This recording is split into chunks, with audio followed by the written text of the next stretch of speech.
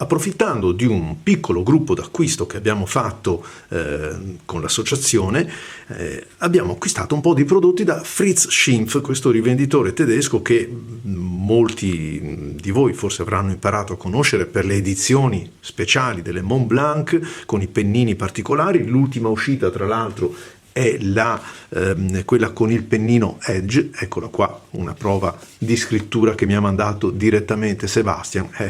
Mi piacerebbe molto averla, ma è una penna che si pone anche a livello economico più in là della già costosa 149, quindi sarà per un'altra volta, volentieri. Conosciamo tutti i blocchi di lino, i blocchi Fein Post prodotti appunto da Schimpf, anche gli inchiostri. Ci siamo accattati l'ultimo arrivato, che è il Photographer Blue, che vi ho presentato penso proprio in questi giorni, prima che esca questo. Io mi sono preso anche un inchiostro Mont Blanc, quello omaggio ai fratelli Grimm, un verde che probabilmente potrà andarmi ad appagare nella mia ricerca dei verdi. Ma poi soprattutto volevo parlarvi di questo bellissimo blocco che non ho acquistato io, ma ha acquistato un amico, uno dei soci fondatori, chiamiamolo così, dell'associazione, che mi ha anche detto: guarda, se vuoi provalo, ma mi spiace, non lo provo, ti ringrazio così dell'atto di generosità, ma so cosa significhi acquistare un prodotto e riceverlo nuovo, bello, intonso, quindi grazie, anche perché questo, che ora ve ne parlo velocemente, condivide la stessa carta con qualcosa di un pochettino più economico che mi sono comprato io, quindi non rimango col becco a secco. Questo però vale la pena vederlo un pochettino. Ha una copertina di lino elegantissima, ma lo vediamo un po' in tutti i dettagli. È un quaderno che condivide per l'appunto con l'altro la carta, una carta di altissima qualità, la carta della Crown Mill. Guardate che bei dettagli, anche l'accostamento dei colori, senza dubbio è un quaderno di tutto rilievo. Lo notiamo anche dal taglio degli angoli, da qualsiasi piccolo elemento che andiamo ad incontrare, la falsariga qui in fondo, e poi questa carta, questa bellissima carta che è la carta, la Vellum Paper. Bello davvero, molto elegante. Osservate anche la cordonatura, la fascicolatura che garantisce, quando si apre, una perfetta apertura a 180 gradi, quindi consente la scrittura al massimo livello. E che dire di questa copertina, davvero elegante, texturata, un bel tono di grigio elegante. Sì, senza dubbio, molto bella, molto valida, una copertina robusta, come si può osservare, consistente, e poi all'interno le pagine, guardate anche il taglio, che perfezione. Sono 60 fogli, 120 grammi è la carta. Original Crown Mill, una carta Vellum Paper, finest quality. Certo, è una carta come si faceva una volta, come si facevano le pergamene una volta, via i miei appunti, una falsariga in questo blocco da 50 fogli in versione A4, ma esiste anche in versione A5 per contenere un pochettino i costi, perché non nascondiamocelo, prodotti di qualità come questa, ahimè, si pagano. È anche vero che insomma è stato un po' per tutti noi l'acquisto prenatalizio, quello che poi andrà sotto l'albero, e insomma sia per l'inchiostro che per questo blocco mi sono concesso di spendere un pochettino. Ecco qui le specifiche. Si tratta di formato A4, 50 fogli da 100 grammi. 100 grammi che, vi dicevo, condivide la stessa carta di questo bellissimo blocco, che invece in questo blocco è un pochettino più consistente, da 120 grammi. Però si tratta sempre di Vellum Paper. Il vello deriva tra l'altro dalla parola vitello, perché proprio dal manto si ricavava questo materiale, questa pelle così pregiata, così rara anche, ecco perché poi costosa, che poteva essere lavorata, raschiata, poi lavorata con acqua, con calce, insomma, fino a trasformarla in una carta di altissima qualità, una carta pura, in grado di mantenere l'inchiostro, che erano certamente altri inchiostri a quei tempi, intatto sia nella sua forma che nei colori. Da Vinci, Shakespeare ci fanno sapere, utilizzavano carta di questa qualità. Eccolo qua, un foglio, una consistenza che si avverte subito diversa da tante altre carte, non fa presagire una grammatura alta nel senso di consistenza, nel senso di fibra che tenga la carta dritta, no, sembra effettivamente di maneggiare una carta antica, una carta che si piega, guardate in controluce come si piega in maniera omogenea, non fa grinze, non si flette. In questo senso effettivamente ricorda anche al tatto, non dico il vellum perché, o velin come chiamano i francesi, però senza dubbio si ha la percezione di toccare qualche cosa di molto diverso dalle proposte anche di aziende importanti che io stesso utilizzo quotidianamente. Qui c'è qualcosa in più anche nei prodotti, per esempio Velin di Lalo Herbin, bello al tatto, fuori dubbio, assolutamente. Anche il suono?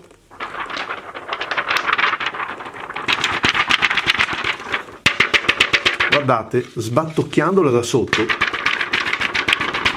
non fa una piega. Questo significa che la fibra è una fibra di alta qualità, e da quello che si può vedere anche la parte dei colori, degli inchiostri, come vedete l'ho messo alla prova con diversi pennini, con diversi colori, è assolutamente superata. Trovo la pienezza del colore, sebbene essendo una carta in fibra cotone tenda lievemente a spegnere la brillantezza. Beh, questo è ovvio.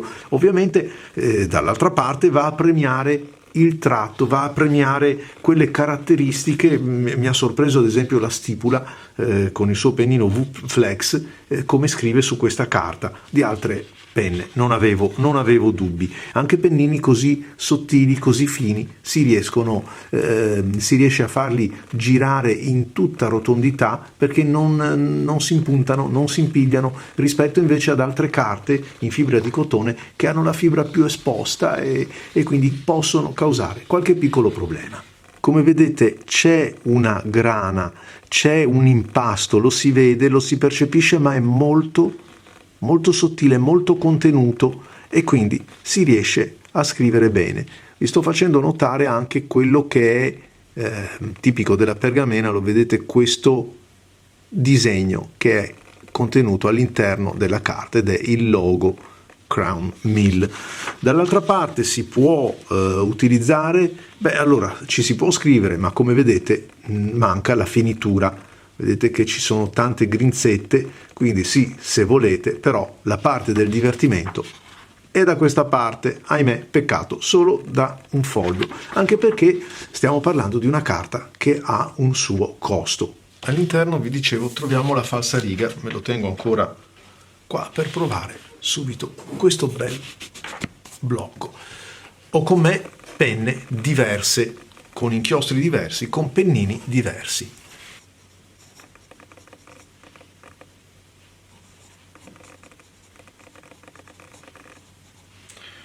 È inutile far cenno alla scorrevolezza, perché c'è tutta, anche se si tratta di una carta in fibra di cotone. È una qualità che viene fuori da sotto il pennino, si sente come il pennino sembra scrivere su una grana finissima, una grana che non mette in difficoltà la velocità della scrittura o il pennino, vabbè che questo è un medio, ma posso provarlo anche con un pennino ben più sottile come questo della Kurogane. Vedete come scorre? Ce ne accorgiamo ogni volta che andiamo a fare delle curve in risalita. Il pennino, un pennino che è abbastanza sottile, questo qua è quello MF che equipaggia questa serie, guardate, e poi la resa del colore. Resa del colore che c'è davvero tutta. Questo qua è uno degli ultimi inchiostri che ho acquistato ed è il Photographer blu. Vedete che scorrevolezza, veramente notevole. E poi i pennini invece un pochettino più consistenti, mi tengo sempre sull'azzurro visto che ho questo inchiostro che è l'inchiostro Leonardo.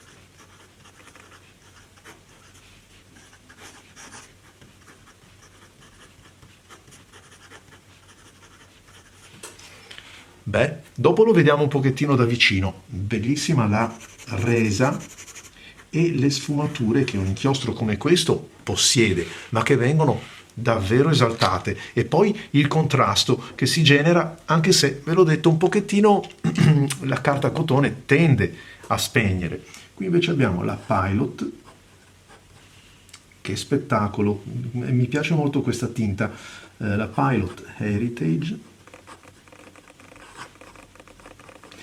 con l'inchiostro Copper di Private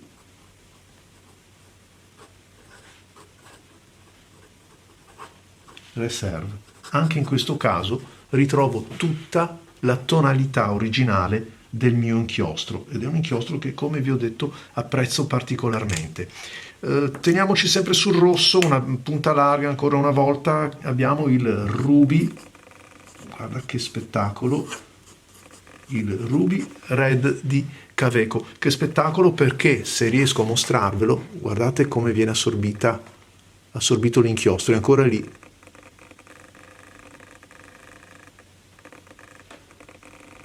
È ancora lì, si assorbe poco per volta, come è giusto che sia, cioè la carta deve drenare l'inchiostro per evitare che si diffonda, cioè che si determini lo spiumaggio. Una carta in grado di tenere tanto, guardate, il tratto fine quanto quello largo. Provo ancora con quello che ho qui davanti, giusto per farvi vedere un po' di inchiostri. Questo qua è l'ultimo Mont Blanc che ho preso, che è l'omaggio ai fratelli Grimm. Quante fiabe hanno scritto questi due, quante volte le abbiamo ascoltate dai nonni, dai genitori. Infine qui cosa abbiamo? Ah sì, ancora il Photographer.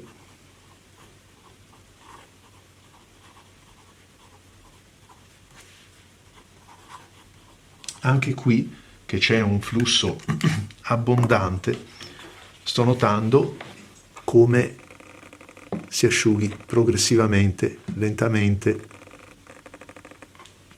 Qui non ci sono scuse, guai se non fosse così. È una carta costosa, è una carta che però è in grado di regalare davvero delle belle soddisfazioni su tutti i pennini, su qualsiasi tipo di punta. E poi non dimentichiamo la capacità di rendere anche il colore, che non è tipico, non è da tutte le carte cotone. Ne ho diverse, ve ne ho anche presentate diverse, non tutte hanno questa capacità. Guardate che razza di sfumature. Certamente lo ripeto perché è giusto fare i conti con i due piatti della bilancia. Bella la tinta, bella la capacità di questa carta, una grana finissima, guardate col pennino usato di taglio quanto si riesce ad essere, guardate com'è distaccato proprio, cioè è la capacità della carta di mantenere, di raccogliere il tratto senza spiumare, senza proprio sbrodolarlo, mantenere netto il confine, ottimo il contrasto. Vi dicevo, i due piatti della bilancia, assolutamente sì, perché bene tutte queste lodi senza dubbio, ma è anche vero che è una carta che costa, una carta non da uso quotidiano, non è la carta nemmeno per gli esercizi, è una carta di altissima qualità, una carta anche costosa, lo abbiamo detto, si trova anche nella versione nel formato A5 per risparmiare qualcosa, anche se in realtà lo sapete il rapporto qualità, il rapporto quantità prodotto diventa anche un po' più svantaggioso, però risparmiamo qualcosa. E poi certo è la carta da usare per la penna quella bella, quella che conosciamo, per provare il nuovo inchiostro, per dedicarci quello spazio rivolto esclusivamente alla scrittura, al piacere di scrivere, di utilizzare i nostri strumenti. Una carta top, certamente da mettere assieme alla Midori cotone, ma la trovo decisamente superiore, semmai all'altra Midori, quella con la finitura semiliscia, alla Yamaha, alla carta di lino. Insomma, una carta top che insieme a quelle che vi ho citato si rivolge ad un pubblico un pochettino più avanzato, nel senso che un pubblico che possa avere già un po' di esperienze con una penna, con un altro pennino, con un certo inchiostro, con quell'altro, in grado di gustare appieno la qualità di questa carta meravigliosa, assolutamente da provare secondo me. Ciao a tutti amici, vi aspetto ai prossimi video.